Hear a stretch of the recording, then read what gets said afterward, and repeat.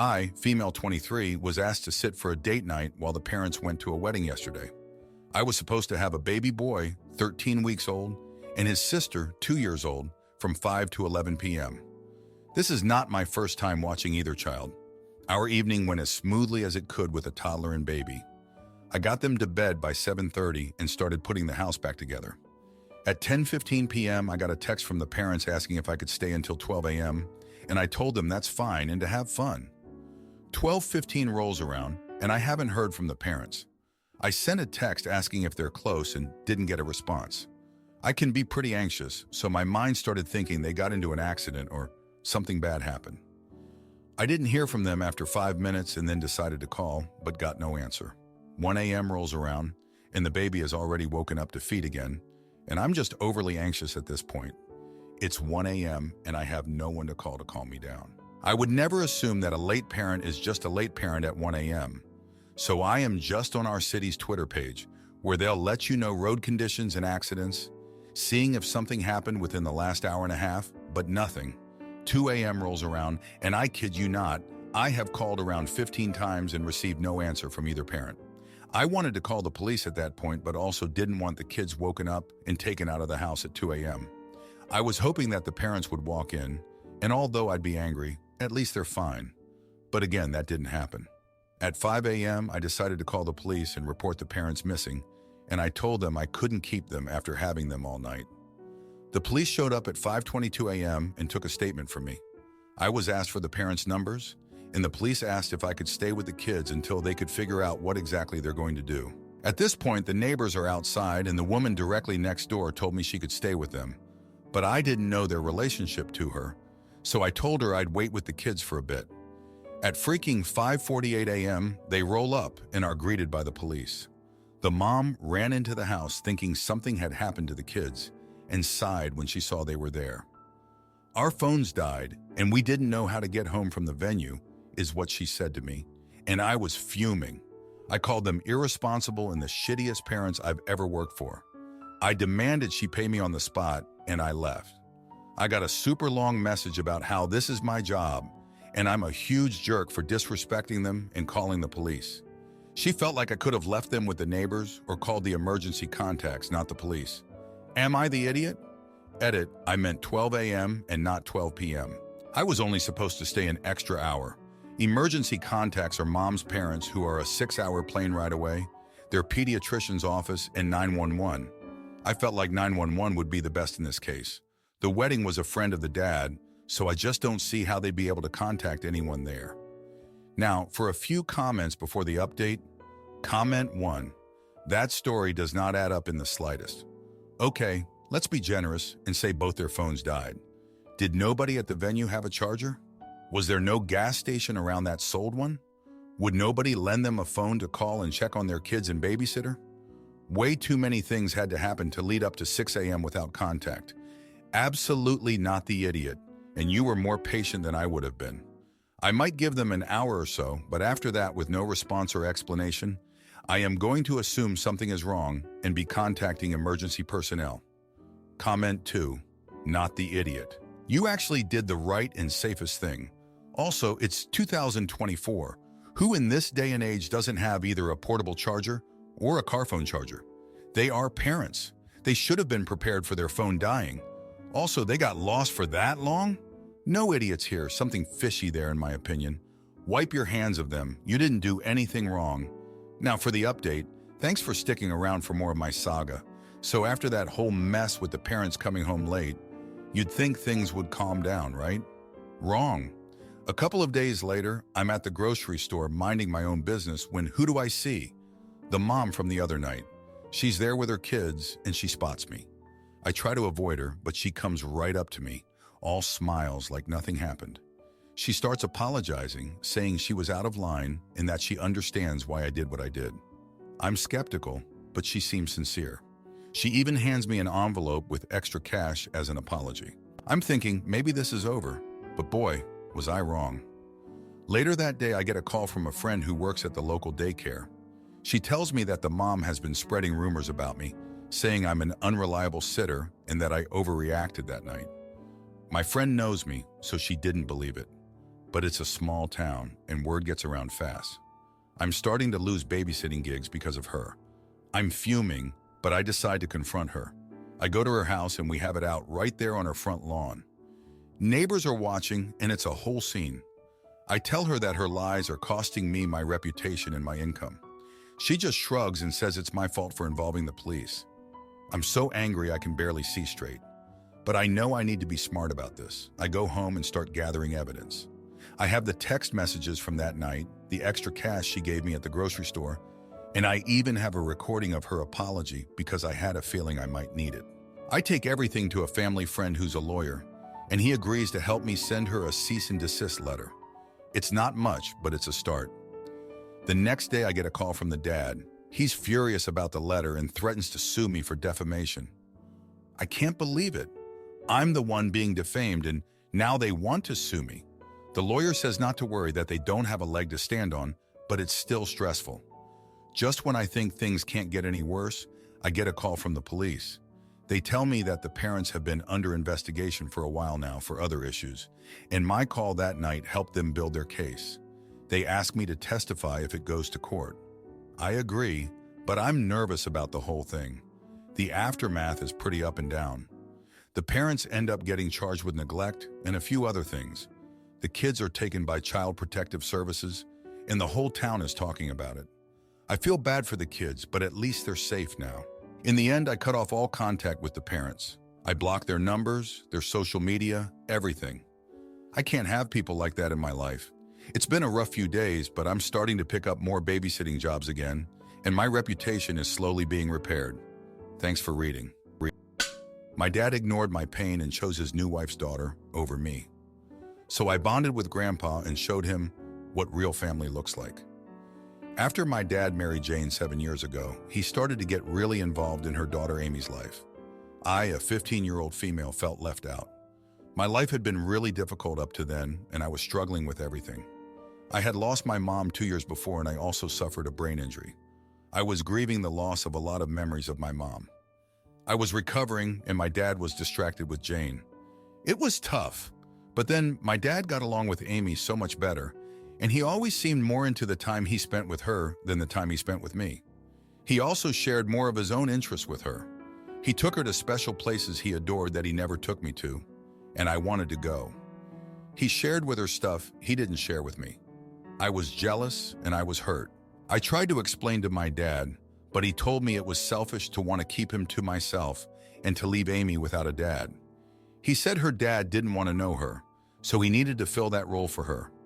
Amy would tell me to just accept that dad liked her better, and he was her dad more than mine now. My dad knew about it and didn't care.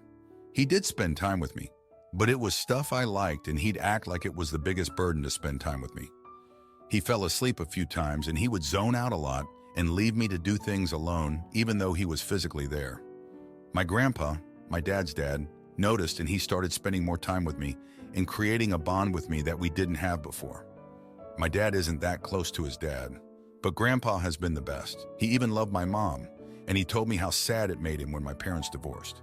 He told me stories about her and me that I don't remember anymore. It has been amazing, and apparently it has healed a lot of the pain from my dad's lack of interest, because my dad noticed, and he got so jealous. He confronted me a few days ago, saying I was ignoring him and spending way too much time with Grandpa. He asked me why I stopped asking about our time together. I clearly told him that he prefers spending time with Amy and can't stand time with me. So I'm spending time with someone who enjoys me. He told me I don't have the right to rub my favoritism of Grandpa in his face. I called him a hypocrite and told him he treated Amy better than me for years.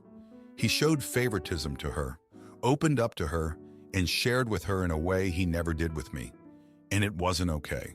I told him he then called me selfish for telling him how it made me feel. I told him she knows him better than I do, and it's not my fault. I said he allowed that to happen and allowed her to feel so smug about it. He walked away from the conversation. Dad decided we need family therapy yesterday. He came out with it out of nowhere. He said it's the only way to fix it. I told him family therapy won't fix us when he can't even stay and have a conversation with me. He told me I used to be willing to try, and now I'm not, and it's not okay. Am I the idiot? Now for a few comments before the update. Comment 1. I'm going to second your dad's recommendation of therapy and further suggest you have time with the therapist, just you and them. I agree with you that unless your dad is open to realizing his mistakes and honestly try to make amends, it won't change. But having a therapist to speak with can be beneficial in other aspects of your life. And having your dad foot the bill is an added bonus. To be clear, not the idiot. Comment 2. Not the idiot. I tried to explain to my dad, but he told me it was selfish to want to keep him to myself and to leave Amy without a dad, and how her dad didn't want to know her, so he needed to fill that role for her. Tell him you accepted that compromise a long time ago. Amy needed a dad, so she took yours. Then you needed a dad, so you took his. Fair is fair. Now for the update, thanks for sticking around. A lot has happened since I last wrote. So after Dad dropped the family therapy bomb, things got even more heated. He booked an appointment without asking me, and when I found out, I was fuming. I mean, he never asked what I wanted. It was always about what he thought was best. I didn't go to the first session. He and Jane went, and apparently they spent the whole time talking about how I was the problem. Classic, right? Then Grandpa got sick. It was sudden and serious. I was scared and spent every moment I could at the hospital. Dad was there too, but it was like we were strangers, just sharing a space. Grandpa got better, thank God, but that scare changed something in me. I was done being the victim in my own life. I decided to confront Amy. I told her I knew she was enjoying the favoritism and that it was time she knew how much it hurt me. She actually broke down and confessed. She felt guilty for taking Dad away from me, but she was scared of being alone again. Her own dad had left her, and she clung to mine. I couldn't believe it. We both cried, and it was like years of tension just melted away. We agreed to try and be sisters for real this time. Dad heard about our talk from Jane, and suddenly he wanted to make things right. He apologized for the therapy mess and asked if we could start over. I was cautious but agreed. We started doing things together, just us, and it was awkward at first, but it got better. But then the past came knocking in a way none of us expected. Amy's dad showed up. He wanted to reconnect with her after all these years. It was like a soap opera, I swear. Amy was torn, Dad was furious, and I was just there. It was a mess. Amy decided to meet him, and Dad blamed me, said I had stirred up the past with our heart-to-heart. I was at my wit's end. I needed to do something big, something to shake up the whole situation. So I did the one thing Dad would never expect. I reached out to Amy's dad. I met him, talked to him, and I actually convinced him to talk to Dad first, to clear the air. It was a long shot, but it worked. They talked, and it was rough, but they came to an understanding. Amy's dad wasn't trying to replace mine. He just wanted a chance to be part of her life. After that, Dad sat me down. He said he was sorry for not seeing how much he had hurt me. He admitted he was scared of losing Amy, like he lost Mom, and that he went about it all wrong. We both cried, and it felt like a weight had been lifted. We're not perfect, but we're trying, and that's more than I could have hoped for a week ago. Thanks for reading. My husband buys jewelry after a fight about spicy food. So I plan the ultimate surprise getaway to teach him about communication and togetherness. I am a 28-year-old female and have been with my 28-year-old husband for 9 years, married for 2 this summer. We have a 7-year-old daughter. We rarely fight, but this small issue has turned into the biggest argument we have ever had. So the problem is that both my daughter and I love spicy food. Ever since I felt comfortable with her trying it, she has loved it too. Our tolerance for spice is high, but not extreme. However, my husband hates it. He thinks spice is unnecessary and only likes to use salt and pepper. This is not a problem, as sometimes I make a batch that suits his taste, another one for me and our daughter. Sometimes my daughter and I will just eat it how it is to his liking, as too little spice is easier to handle than too much for him. Now, this Saturday, my husband was away with friends to pick up some car parts. It was a 12-hour drive in total, and they left at about 9. I ordered from an Indian place that is our daughter's favorite. My husband also likes this place and usually orders something mild. Since my husband was not home, I did not order anything for him, assuming that they would have eaten on the road. When he got home, he greeted us and then immediately went to the fridge and saw some leftover food. When he opened them, he obviously realized that he could not eat any of them. We argued for about 5 minutes. The consensus of the argument was him saying that I should have either thought about him and ordered something, or I should have asked him if he had eaten or wanted anything. I argued that I would have probably done so if he was only away for a few hours. But he was away for over 12 hours and came home about 4 hours after we usually eat, so I assumed he had eaten. Now he has barely talked. He cooked his dinner for himself because, in his words, I can't be bothered. He texted me from the living room when I was cooking for me and our daughter, saying that he hoped I was happy to have my food my way now. He is extremely weird about this. He has never acted this way about something like this before, and I am getting even more confused by it all. Edit. Hi, and thanks for all your comments and everyone's judgment. To clarify, my husband did not cheat. He was with his friend picking up car parts. He does not have a girlfriend or feel guilty about something that happened on the trip. We talked this morning, and he told me that he just felt forgotten about. After he ate, he was too ashamed to say he was sorry for starting an argument about this. I also apologized for not even texting him and told him I was sorry for hurting him, and also continuing the argument without considering his feelings. Everything is great, and from now on, we will just try to better our communication. Thanks again for the help. Now, for a few comments before the update. Comment 1. Not the idiot. It was reasonable to think he would have eaten already, especially with it being 4 hours past dinner time. He also could have called on the way back and said something about not having eaten yet. Had he done that, you likely would have made sure something was available. There is nothing wrong with treating yourself and your daughter to a favorite food while he is away. Comment 2. What happened on the road trip? Did he really go for car parts? Do you know his friends that he went with? Sounds like something else upset him and he's taking it out on you. Hopefully nothing serious or relationship ending, but if he's away that long, it's reasonable that he would have gotten food or at least messaged to ask you. Now for the update, thanks for tuning in.